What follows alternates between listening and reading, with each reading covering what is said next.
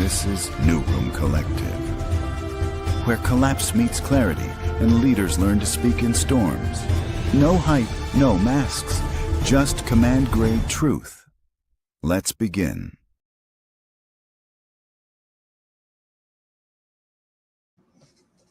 What up, what up, what up, what up? It is Friday, June 20th at 10:08. We got Ray in the house. What's going on, brother? Happy to be here. Another Friday. Guys, don't mind if my dog is half on the bed making a guest appearance in the background. She's just lazy after the morning walk today. Yeah, speaking of lazy, brother, that's why I'm apologizing. I'm on a little bit of CP time where we're just kind of hanging out, getting in the groove. Just sometimes you just got to take a rest, man. You just got to take a rest. So, it's one Nothing of those wrong with things. that. Yeah, we've been working hard. I saw you. Was it like 5 o'clock in the morning? We were messaging each other today. Something like that, probably. That's probably when I was up getting into my DMs. Yeah, man. People got to understand that, even despite how well you're doing, how much money you're making, what you got, what you don't got, you still got to get out here and connect with people. And that is the game. And we also have to turn wrenches to really show how we're turning the game. And that's why I'm super thankful that we're all always doing this together, man. It's pretty awesome. Yeah, I mean, consistency and reliability are two things you can't replace. And if you're not doing your anything consistently, keeping up with my DMs, whatever we're talking about consistently, and you're not reliable in terms of communication with your audience, as well as more so with your paying clients, I would say you're at a higher responsibility to those guys. They've opened up their wallet and pulled out their card. Yes, they deserve my time and reply or respect in terms of their time. So again, reliability, consistency, both to your market as well as to your client base. Those things you can't replace, and they got to be done daily. Once your reputation or your reliability's questions are tarnished, it's very hard to reestablish. Yeah, that's spot on, man. I think we should go into that a little bit more because it's funny because we were just talking about it before we hopped on. I'm seeing some of these gurus tarnished now because they're part of the problem, and now I'm starting to see some ads like the online marketing world is in crisis. I'm just like, well, who started it? The same people who had the microphone who were spending all the money in the first place. So it's Yep. one of those reasons why me and Ray are here, because we teach people how to break through all of that BS and craft their own narratives, because it really becomes a mess, Ray. And even I had talked to Tayu the other day. She definitely wants to make it if she can on Fridays. It's a little tough for her because of all the mental health problems that she's receiving as a result of some of the stuff. We talked about it. I'm actually going to post it in the group.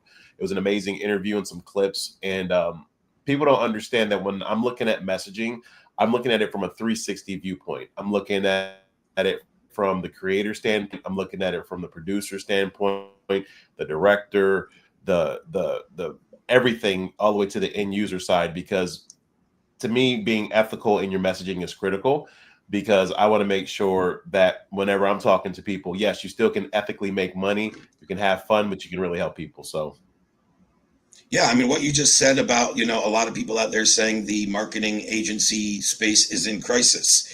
I look at that with a 360 viewpoint from, I'm not disagreeing with that, and I see it all over the market, but in my world, it's not in crisis because the people I associate with and the way that I fulfill and the way that you and I move, or me and anybody else that I would refer or work with, we're not in crisis, and none of our businesses are, because we do things right.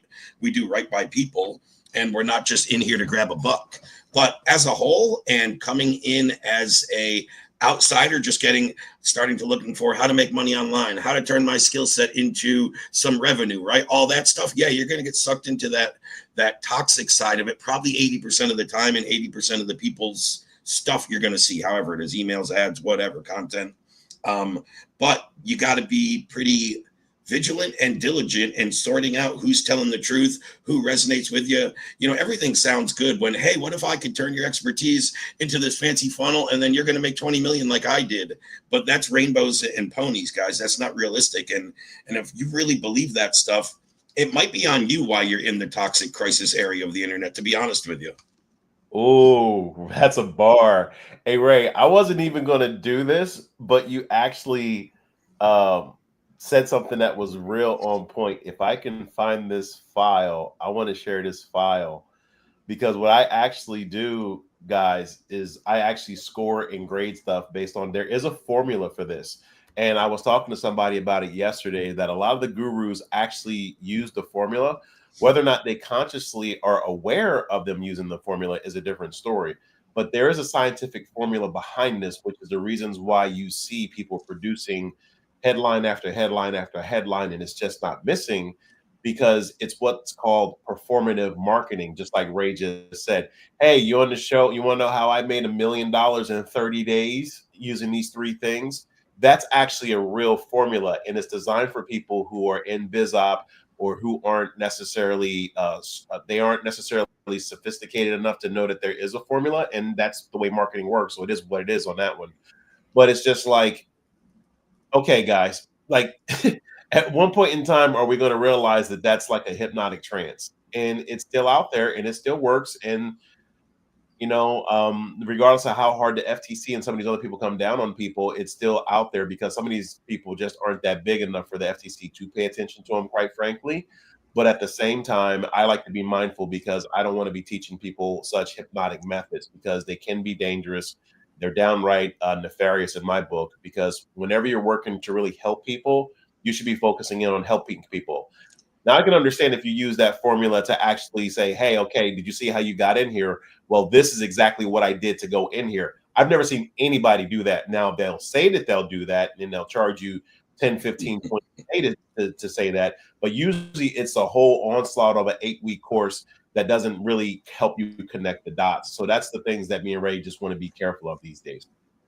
Yeah, and you're right. There are people doing that, and that's part of their formula, and there's a reason for it.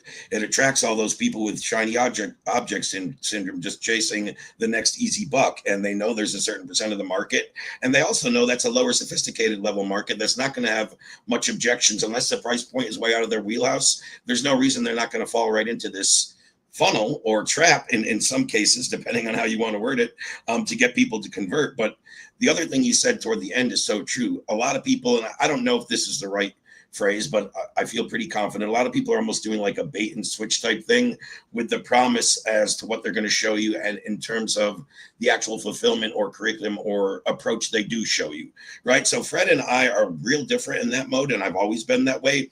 But you and I both work with some of the big other companies and gurus. We know them well, and we even know some of them that they do this to attract clients, and then they bring people in their high ticket program saying they're going to tell them, how to acquire clients, and they show them a totally different way than what they're doing themselves. And to me, that's always kind of a red flag.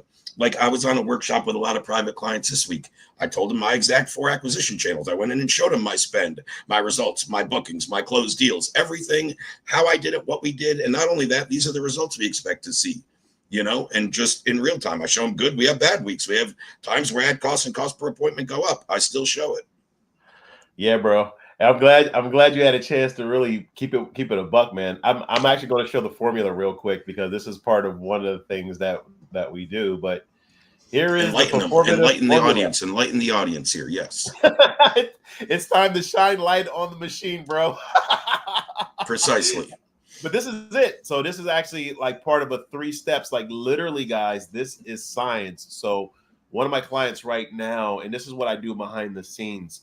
You can use performative marketing very ethically, but you have to understand the context of you're actually selling something, or you actually have a real product, or you actually have a real offer.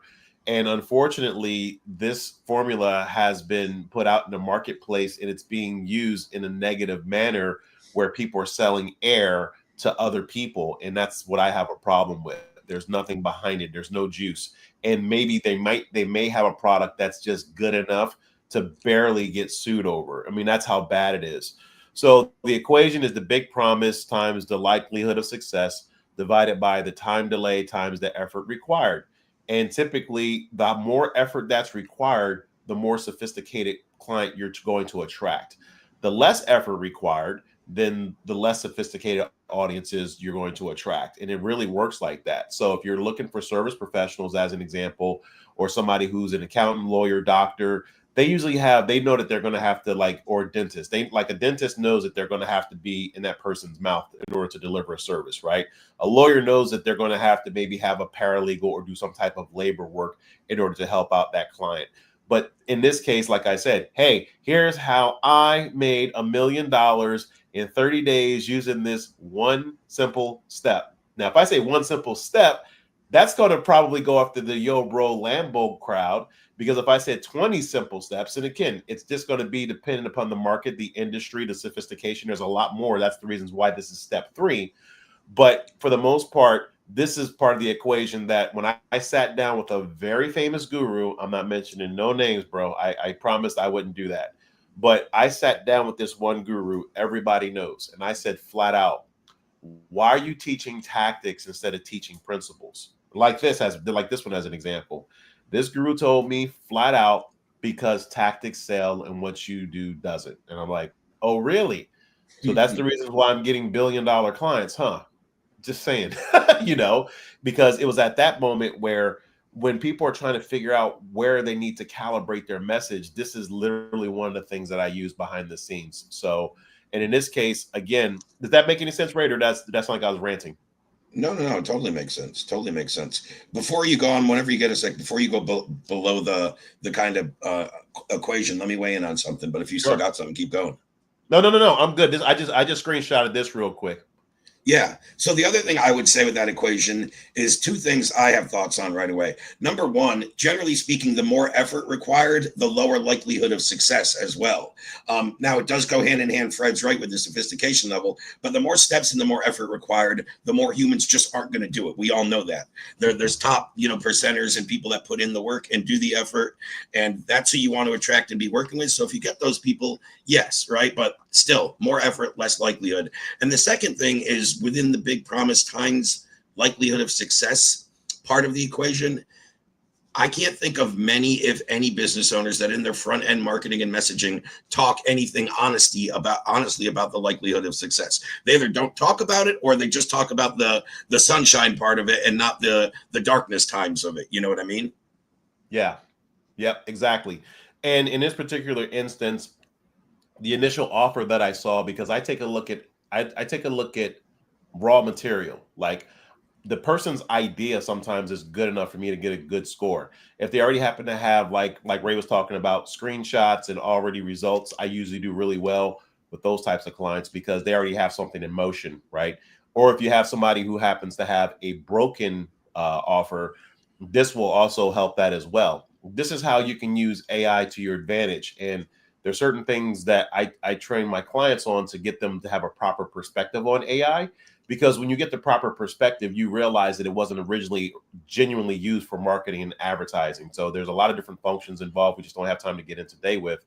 But overall, what we're looking to do is to make sure that whether you're in revenue right now or getting to revenue right now, or your revenue's dwindling, we have tools like this behind the scenes, one of many that we tend to, like Ray said, we don't want to be overwhelming to the point where it's like, well, what don't you guys do? We want to be known for one thing pretty well, and that is the messaging and the offer creation. So we're going to go into a little bit more of the actual website itself. But yeah, when you said that, I wound up getting this offer from 1.6 out the gate to actually over, I think, like 14 on this particular one, which means it's beyond the 10 mark, because I like to be able to have extra bullets in the chamber, because what you want to be able to do is also produce an offer that's going to have legs, meaning that once it goes in one direction, you have to anticipate that next step. So this is how my mind works as far as offer creation goes. It's a lot to it. But back in the day, bro, doing stuff like this, it used to take forever, because like one of the last brick and mortars that I did this with, we sat in a room for about 2 weeks. It was about 12 of us. And I think I told you this before, spending 12 to 14 hours a day, just figuring out what the offer stack was going to look like, how the deployment sequence was going to be. It's a lot to this stuff. So it's not like we're just sitting here blowing smoke. It's a real thing to launch an offer, even if it's online. And this is what makes funnel hacking obsolete, is because now people are actually getting sued for that. Like, you got to be real careful about how you're reverse engineering people's stuff these days. But my point in saying that is, well, and even for some of the providers who have like the funnel services, they want to make sure that you're authorized to start actually clicking other people's links before they even do it, because it's a liability now. Gone are the days, and that's why, like, one of the guys who was reading my article, he's like, well, what do you mean funnels are dead? Well, a lot of the funnels were, quite frankly, copy and paste. So you didn't require all of these expensive graphic designers. You could just take somebody's stuff and just literally click and paste it and just change your words, maybe change a few colors, and you're good. But that was actually starting to dwindle from where I remember, actually back in 2016 when it first came out, because some of the gurus who knew each other, some of them were so lazy, bro, that like they would literally leave the people's like copyrighted information in there, like where the funnel came from. They were just making all of this money. It wasn't even buttoned up, dude. That was crazy to me. So we want to be able to help you understand that. Regardless, I say, go ahead. That's pretty lazy what you're saying. What'd you say? Yeah, no, this is the dude. Like it was mind blowing how many people were literally just ripping each other's stuff off and not being that original. But now that the market is a lot more saturated and sophisticated, those days really are dead. So when he read the article, he was just like, well, what do you mean by that? I was like, well, it's a true story. It just depends on where you're at in your journey as far as online marketing and advertising goes. But I know where I'm at, since I'm hanging around with a lot of hitters. It's just like that's a no. Like there are classes that just tell you no, stop, and don't these days, which is surprising because it used to be go, go, go. So, Yep. Yeah. Yep. So and you're right. I mean, everything does dial down back to the messaging, the offer, and then, a little bit into the sales closing and the sales process and the sales team. But strong messaging and strong offer really make that last lever very easy to pull. A lot of people that struggle to close deals or struggle to, get a sales team up to KPI in their closers, usually it's because one of those first two, if not both, aren't really dialed in. Poor messaging, poor offer, or and that's what puts a lot more strain and a lot more, diligence onto the closer himself. So, I think all three of those are the things that we are looking at and working with the most: the messaging, the offers, both of us. But I do a lot also with hiring reps, sales training, sales placement. So we're seeing a lot of stuff all about that. But what Fred said about the offer is true. There's a lot that goes into it. And, a lot of it got ruined when a certain book, maybe called $100 Million Offers, came out about 2.5, 3 years ago and flooded the market. And every offer now came from that formula. And if anybody paid really close attention, like Fred and I do, it really quickly, within 90 days after that book was published, the author of that book had already changed how he was packaging his offers. So everything he taught, he saw how saturated it was going to get and what was happening, wrote the book, got it out there. Now, not to say there's not great information in there. I'm not saying that at all. But when anybody's trying the same strategy and the same approaches, and more to Fred's point, the same tactics in how to craft offers, but they don't really have the principles behind it, it's just how long will this last before the bubble breaks? And it has. I mean, it's just that simple. Yep, 100%. So definitely, I also want to bring on to the stage the one, the only, he's new to the team, right? Mr. John Conley. Totally amazing. Let me go ahead and bring him to the stage right now. You there, brother? Yep, I'm here. Hey, how you guys doing? Amazing. Hey, how are you? Oh, really good. Really good. Yeah, he's like, hey, Ray, he's like, I don't have much to add to the conversation. I'm like, bro, me and Ray, trust, the way we flow, you're going to have plenty to add to this conversation. We'll get you thinking. Yeah. Oh, perfect. Yeah. So John, tell him a little bit about your background, even all the stuff that you were working on. So he's pretty amazing as far as he's a super professional writer, but I don't want to steal all of his thunder. So go ahead, brother. Yeah, I come from the filmmaking background in filmmaking. Went to Columbia College, Chicago, graduated from there. Been out here in California, just got through with a show called On Call. It was a show on Amazon Prime. It was actually, I think, its first 2 weeks, it was number 1 in the nation. Nice, so man. just got through working on that show. And me and Fred, we met probably about 2 months ago. Mm-hmm. And we were talking about just doing some projects together. And based off of that, he invited me to this forum to, just learn more about what he does. Yeah. Awesome. 100%. Thanks for sharing. Yeah. That's fascinating to me, the whole filmmaking background and industry. It's certainly very creative and, gets your juices flowing. And there's a lot of interesting, fascinating aspects to it. So that's cool. That's a cool background. I'm sure you'll have some great stories as we evolve and talk more. Oh, yeah. And that's one of the things that's definitely a missing element is the human element of what we do online. So it's one of those things where that's why I'm super thankful that me and John really connected as hard as we did, because he has a very tremendous background when it comes to understanding literacy and words and how words work. And it's just when you have that tremendous capability, regardless of what industry you're in, you can crush direct response marketing. So that was one of the things. And I want to jump in real quick, John, because you had a chance to check out the actual site, and Ray has seen it as well. But it's been developed now. I was going to bring that up on stage here to really go over what the flow was, because you've had a chance to look at some of the articles so far. What were your thoughts on some of these articles? I like how everything is so clean. Like the page itself is very clean, very easy to read. It's a lot of material within each article, but it doesn't feel that way. It feels very simple. A lot of times you'll give the definition within the article for things that me, I'm new in the space, so coming to it, there's a lot of words that I wouldn't be able to define, but in the article itself, the definitions are pretty much baked in right into the article. So it's very helpful and easy, very easy to understand.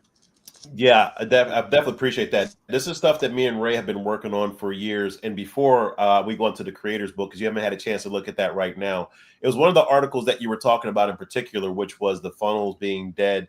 And Yes. see, Ray, what I love about his viewpoint is that it's new, it's fresh. Yeah. But he has like all of this experience. So he can easily jump in with new eyes and really help people who want to transition ethically and make sure that their stuff gets traction, because he's written at that level. Because now there's a movie type element that's coming into some of these funnels, John.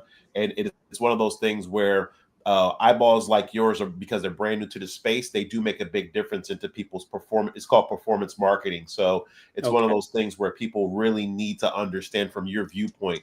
So what was one of the articles that you read? Because I want to get a unique viewpoint from how you're thinking through the creative. Oh, collapse proof. Okay, collapse proof. That was the first one actually I read. Okay, cool. So I'm gonna go down here. So when you were talking about this before, what did you see that were elements that were different here versus your writing style?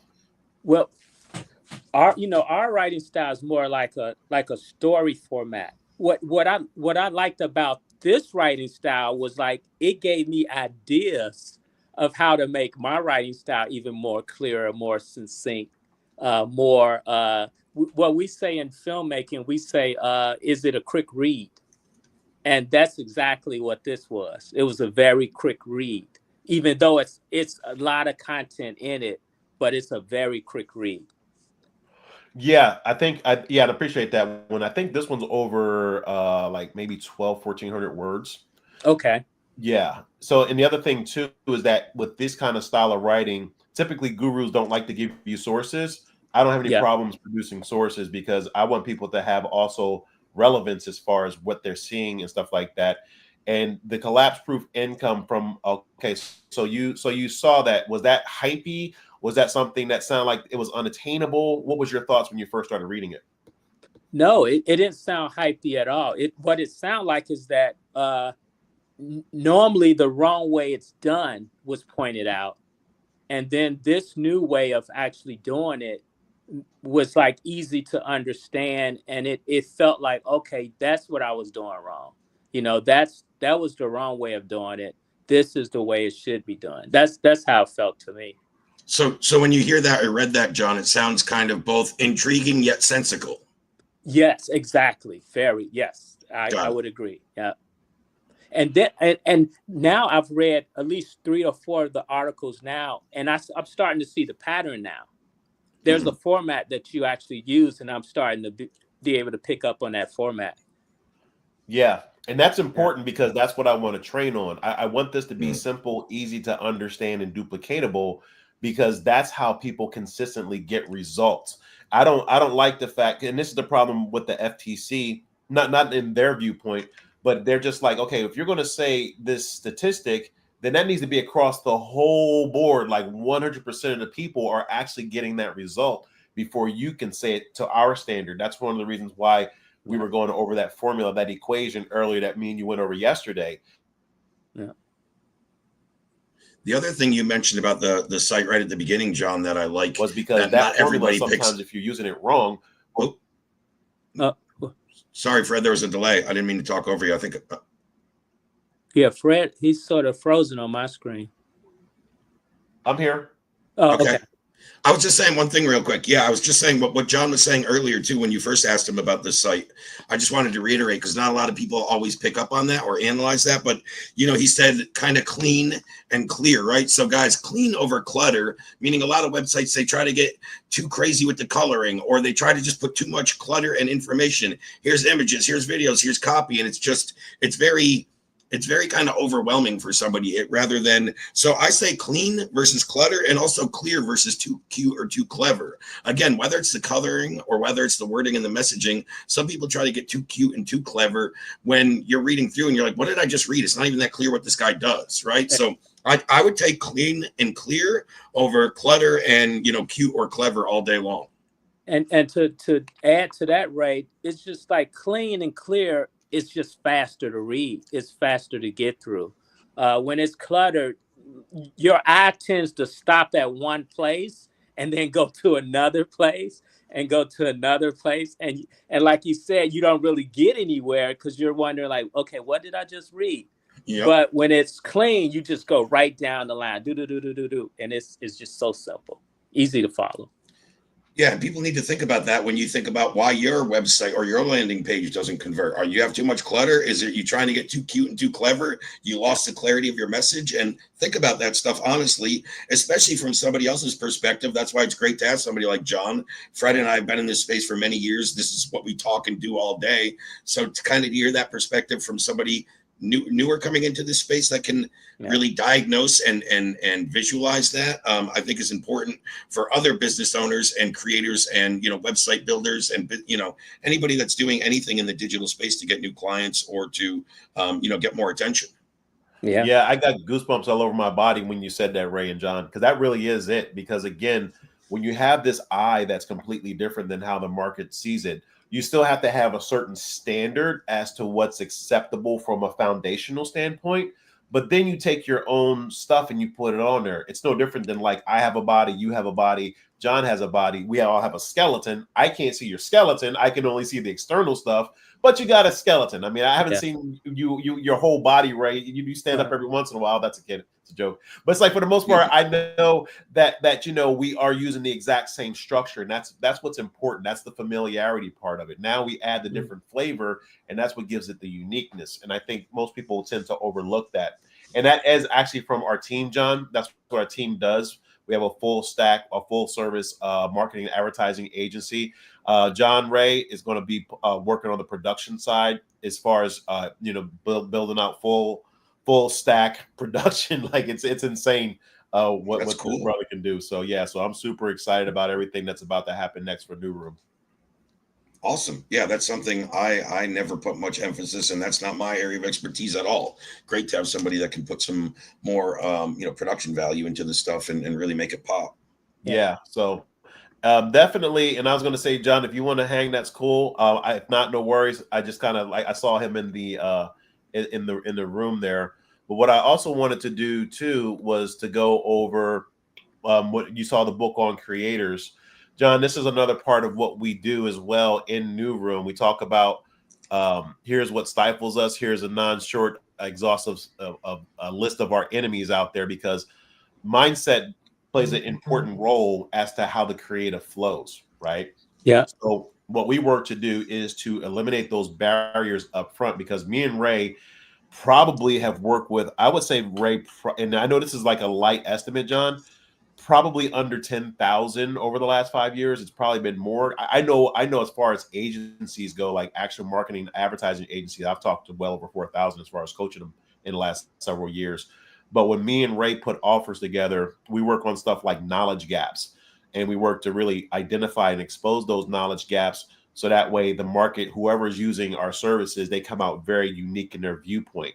So what me and Ray had identified a while back was we were helping people create 7-figure offers out the gate. Some people had to repivot, but these were some of the common things that I had identified when we were doing the knowledge gaps together. We have a process called PDocs. You'll learn about all of that stuff as well. That's what Ray Stewart's. It's about like 600 slides of pure bliss.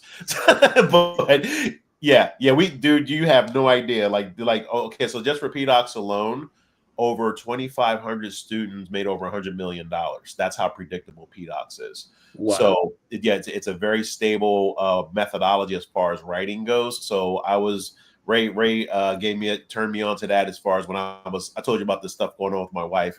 But needless to say, we've been able to create some monsters online. They already had momentum. It was just a matter of just really taking some of the focus. But this was some of the stuff that was taken away from the focus that we talk about in the book.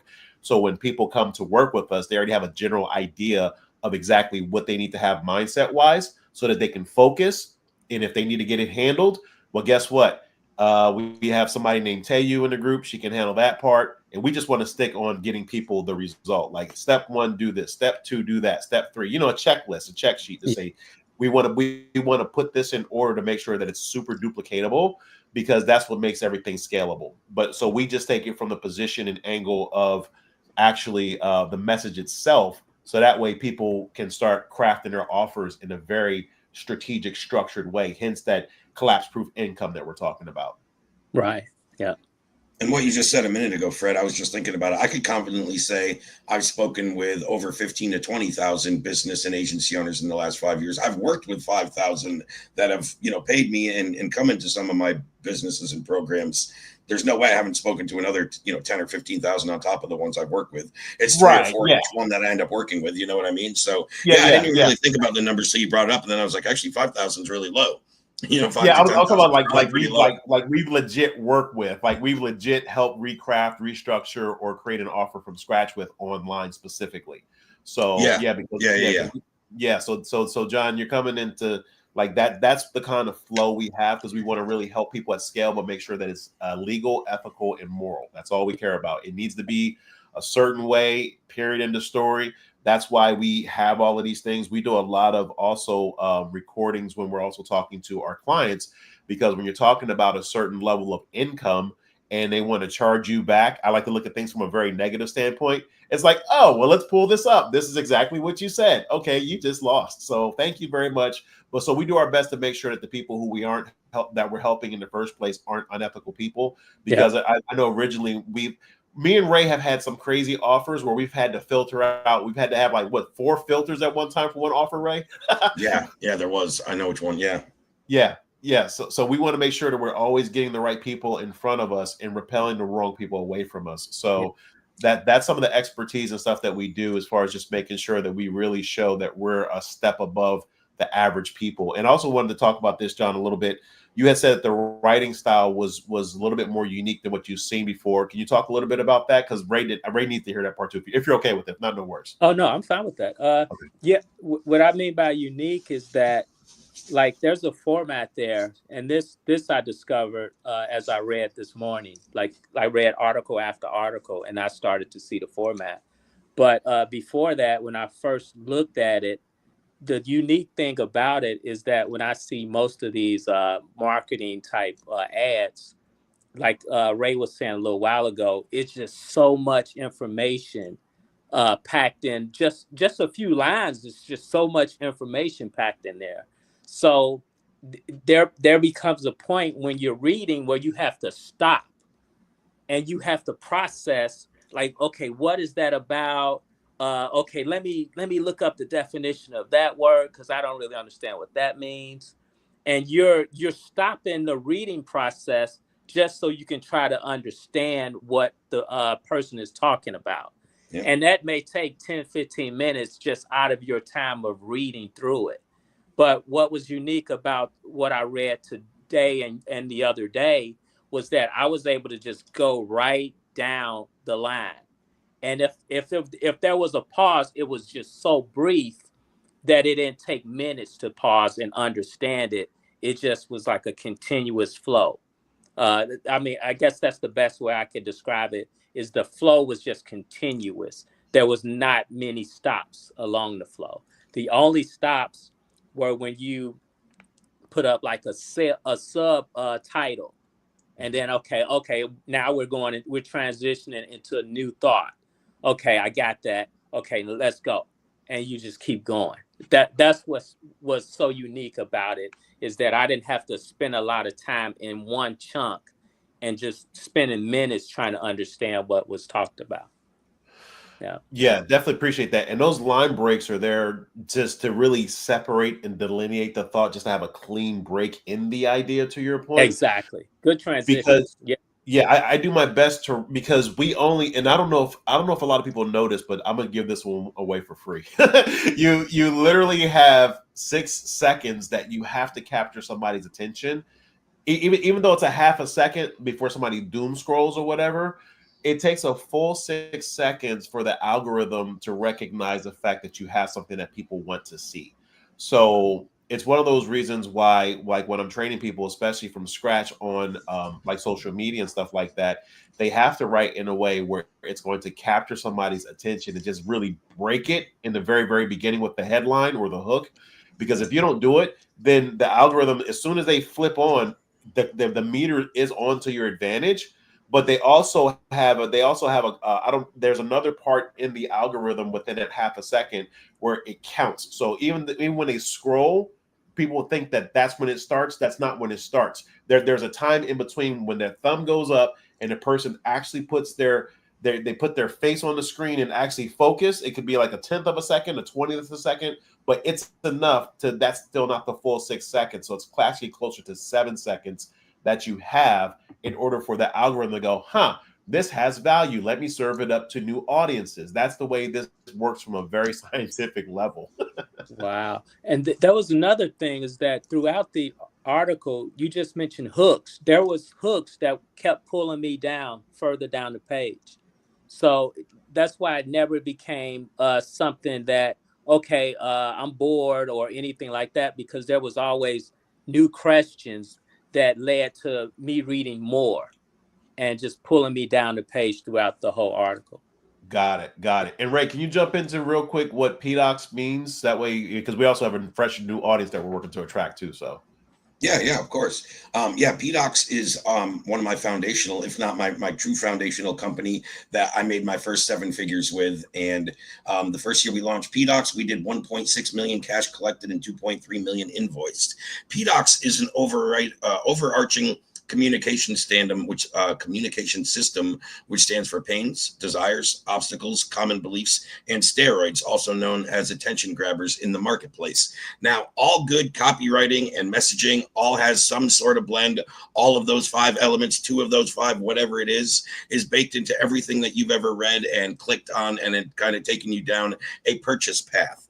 Buying decisions all come from pains, from obstacles, from, challenges, from, everything I talked about, desires, obviously, common beliefs, even market misconceptions, which is a big thing that's talked about and used in digital marketing ads and hooks. And then, of course, steroids, attention grabbers. That's just throwing a categories king's name on something, or a big brand to say, hey, I worked with this guy. Builds authority and attracts attention if everybody can relate to that brand or that name. And it just gives your brand or image a better look in the eye of the overall market and overall industry. But yeah, PDOX is basically comprised of copywriting fundamentals and frameworks, organic outreach messaging, what we call transitional messaging, knowledge gaps, and then a feedback loop that we open up with the market for total optimization. What needs to be tweaked, the offer, the price, the message, and we're constantly using that feedback loop to keep growing the business. Wow. That's kind of a quick definition or explanation, I guess. I could go a lot longer because I could talk about that shit all day. Yeah, we can, bro. Like because me and Ray jam so much. Like one of the favorite things that I love to do is when we have a client in front of us and we do a KG analysis, a knowledge gap analysis, because that's where you really get a chance to see it in place. And there's different frameworks to Ray's point where it's endless. But that's when we also incorporated into New Room, because it's a very valuable element for people to understand that thought process. And hence, that's the reasons why the Creators Book dovetails off of that, is because what I've done with creators is goes back into the mindset, the structure, the optimization of certain things, the way to think through your creative. If you're stuck with your creative, how do you handle that? Like, these are things that are real because, quite frankly, it's their baby that we're trying to birth, right? So I don't want to really be involved with that too much, in as much as just a coach and a facilitator of the process. because it's their idea. So I want them to take full responsibility for it.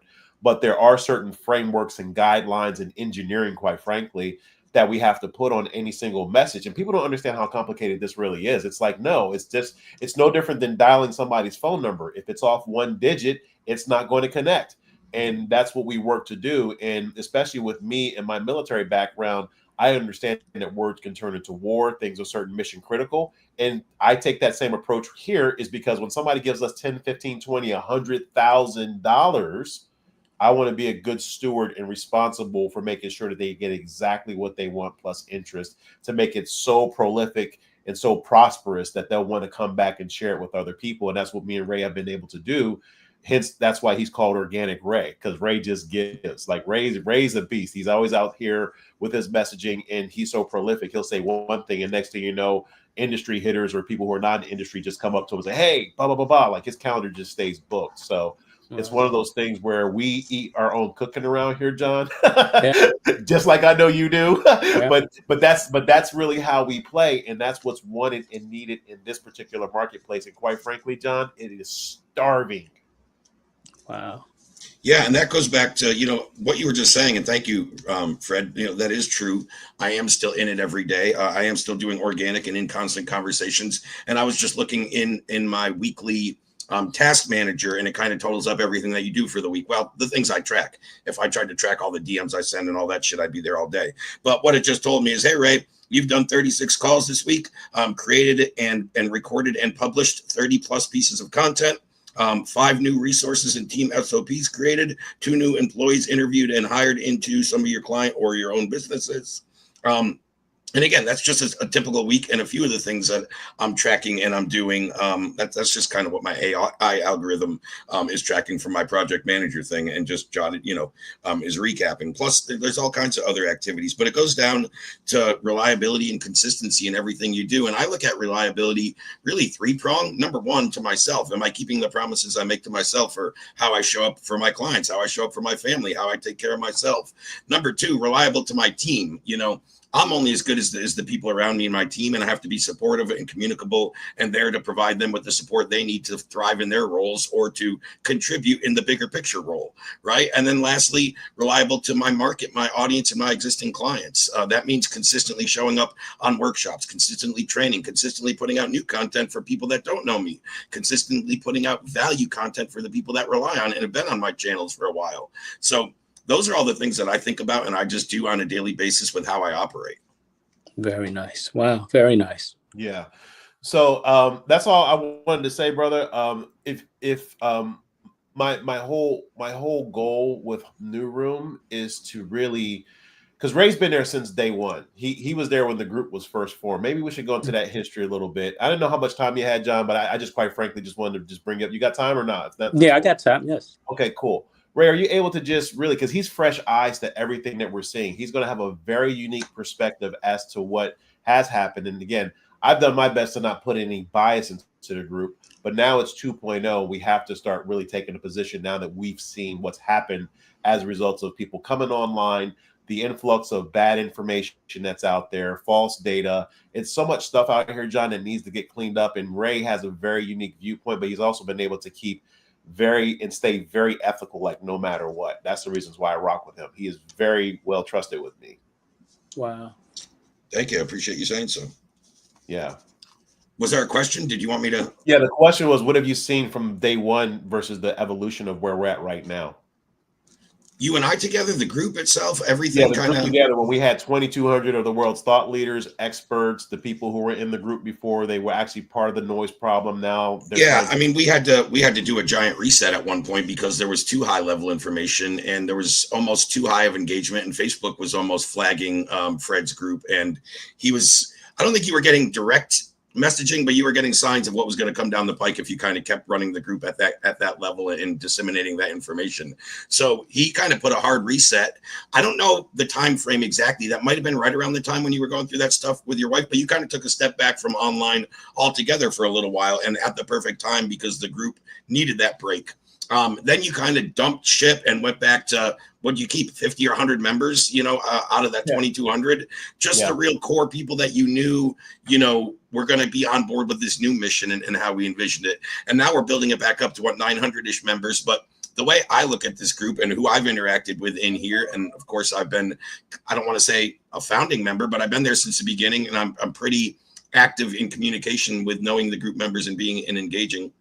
Probably part of what I do, but I like the high level amount of caliber person and thinker in here. Some of the other groups, even some I run and build, they have a lot of people that are like dreamers in a business that, hey, Ray, I watch your training, and they never go actually implement anything. And that's all well and good, and I don't mind that, but I like a group with actually doers and high level people, high level thinkers. They've already had some experience. They've already had some established results.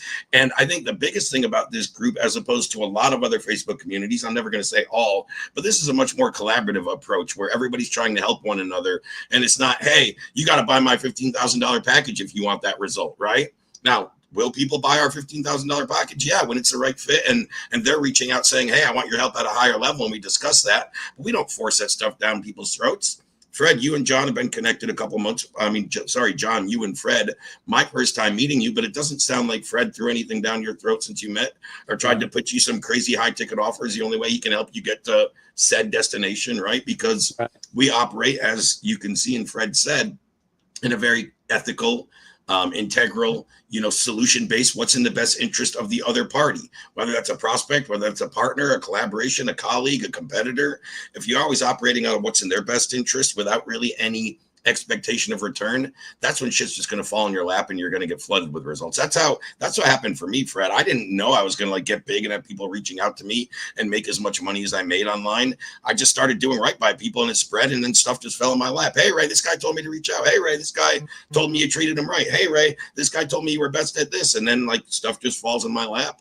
And then I pick and choose my opportunities and roll with the people I really resonate and that I trust and that I would go to battle for, guys like Fred. Yeah. Thank you, Ray. That's a very high compliment too, because that was a part of the problem, John, is that, again, I'm not going to get, I love to talk about politics and religion, quite frankly, but I do it in the context of how it affects marketing and messaging and positioning, quite frankly. So that's why that group at one point in time was very unique in the marketplace, was because I told you before, those were the simple rules. Bring the data and the drama, and we'll figure out how to monetize it, because if we don't, somebody else will. And the other thing too is become a critical thinker, not a critical person, because the critical thinking part allows us to really understand how other people are moving. And you might know one or two people just as a result of our conversation that I can refer or you can refer, and they would have never made that connection before. And next thing you know, they're getting exactly what they want in this life. And it's very positive, and it's prolific, and it's prosperous, and it's helping other people. While that sounds so strange, it shouldn't have to be that strange. But in the online world, especially because people are used to stealing each other's stuff, that's still unique even to this day. So me and Ray have just taken a very fundamental approach to make sure that the group was originally highly vetted and curated to begin with. And it's still that way now, but now that it's expanded out a little bit more, there are some unfamiliar faces in there, which is fine. But at one point in time, we had 80 moderators in the group because it was so wild, wild west. I know, I see your face. It was so wild, wild west in the group. Facebook didn't even know what to do with us. They were just like, what is this group? Because it didn't fit into any of their algorithms. And quite frankly, it still doesn't. This group is pioneering in the respect that my military experience has already put me about 37 to 40 years ahead of the curve, because everything that's happening right now in politics, quite frankly, we were preparing for back in the day, 30 years ago. Even in LA, what happened? We were literally preparing for that. And I was like, civilians? For real? This was 30 years ago in my unit directly. So it's just the way that I've been trained, and I gave you the Formula One race car version of things, right? The Formula One race car drivers have enough money, time, energy, and resources to do all the experimentation up front, and then the masses tend to get the rest of the breakdown later as far as technology goes. Same thing with information. So when me and Ray connected, Ray was just getting into online marketing space, but he had a huge corporate background and direct sales experience. I had a huge corporate background in direct sales experience. We get together into a relatively large consultancy that walked away with about $70 million in valuation. But we wound up working together and just stay collaborative. And then some of his current partners, they were still formed from one organization and them connecting at that point in time. And I see that element here where if we just stick with prolific people who really want to help people and we understand that we all have our own lanes, then that will allow us to really focus in our zone of genius so that we can really help people for real. And the money tends to flow as a result of that. Right. I want New Room to be like, and I'm serious about this, like one of the planet's first real collaborative ecosystems where the money changes hands about 12 or 13 times before it leaves that room. Like that's the goal. That really is the goal. I think that's a huge product because it really reinforces a structure that I haven't seen made public at all. But to make it like more like an open source market where there's trusted vetted experts, where guess what? Ad costs go down because you trust a person. Referrals go up because you trust a person. Communication gets higher because you trust a person. And it's one of those things where I do want to work towards a certification in that room, but it starts with the words getting down properly, period. So that's the reasons why you bring so much to the conversation, brother. Oh, thank you. Wow. But no pressure. No, I'm just kidding. But no pressure. Yeah. Yeah, man. But that's all I really want to say, John. Typically, we're here for about a couple hours. I got to hop as well, so we'll make this one a little bit short. Raise. So we're usually here from 10 to noon, and as we're building this thing out, really honored and thankful, and I'll say this in front of 8 billion people, that we are collaborated and connected together, because I know what we have will change the world. We have end to end, because I think we had talked about it before, that in certain circles and cultures they're just behind. But by like not a little bit, but like a huge gap. Yeah. So, and I didn't even tell you this, Ray, like one of our partners in India, he just showed people the AI like yesterday, the stuff that I've been sitting on for about a year and some change. He just showed it to them yesterday. Their words were, huh? I know what you're talking about. Yeah, I showed the program to John, but the thing about it was their words were, quote, "Why don't we know anything about this?" Because Fred's a tease. He holds it behind the scenes for himself. No. But the tech is just so far ahead of the curve. Yeah, so it's so prolific that's what I want us to be able to do, John. So we'll again like we'll continue to rock together, guys. And I'll see if I can get Wendy on here too. Wendy gave us a like. Wendy's an expert in AI as well. She's a hitter. I got some stuff that we did about a year ago. She's a genius. They have a whole ecosystem when it comes to like AI apps and like chat bots. I mean, we got some real next level people in that group. So anybody who who fits that mold based on what we just said, put them in the group. And that way we'll be able to all work together, collaborate together. The group is very active. I want to make that super clear since we're talking in the public space.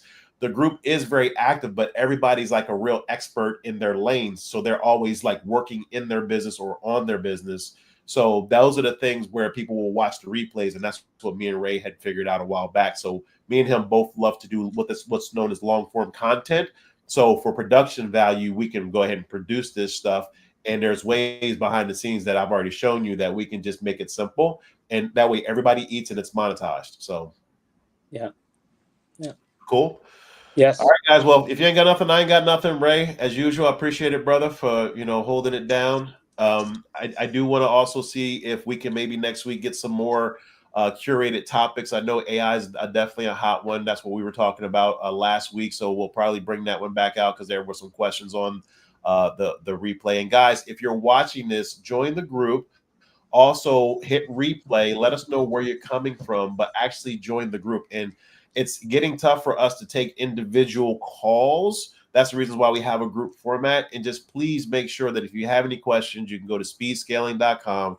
You can go to the main website, which is newroomcollective.com. But speedscaling.com is where all the goodies are at. That's where our downloads are for our sales and marketing strategies, our chats. I use that stuff religiously. Even the mindset that we have as far as like how we were able to pivot to 2.0 and be ahead of the curve. So much love. And I think one of the topics we thought about, Fred, for a future week that we haven't really dove into as much as you and I should is sales as well. So if you guys want us to talk more about sales, both about the art of sales and kind of the expertise and the skill set and the industry and what's happening, I have my finger on that pulse pretty good. I build sales teams. I manage sales teams. I've closed over 10 million in deals on Zoom calls like this in the last handful of years.